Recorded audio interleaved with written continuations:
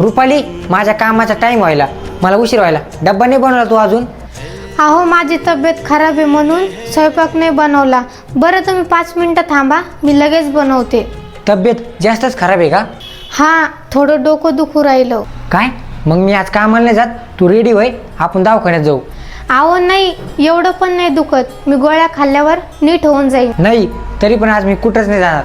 मी आज पुरा दिवस तुझ्यापाशीच राहणार. तू बस इथं, मी तुझ्यासाठी चहा बनवून आणतो.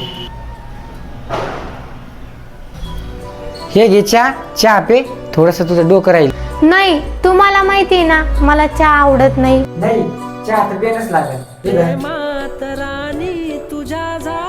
मला एक सांगा, तुम्ही माझी एवढी काळजी का करता? जी मुलगी तिचं सगळं घरदार सोडून माझ्यासाठी आली, मग तिची काळजी मी नाही करणार तर कोण करणार?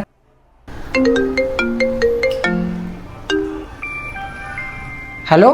अरे आज येणार नाही का? अरे अमृत, आज रुपालीची तब्येत खराब आहे, तर मी आज नाही येऊ शकणार. आज पुरा दिवस मी तिच्यापाशी राहणार आहे. बरं ठीक आहे. हो. तुम्ही आज कामाला जायला पाहिजे होतं, नाही तर ते लोक तुम्हाला कामावून काढून टाकतील. जाऊ दे तिकडं, काढू किंवा नाही काढू, पण तुझी काळजी घेणं गरजेचं आहे, कारण तू सगळं सोडून आली माझ्यासाठी. तुम्हाला माहिती आहे का, तुमच्यासारखा नवरा सगळ्या मुलीला भेटायला पाहिजे.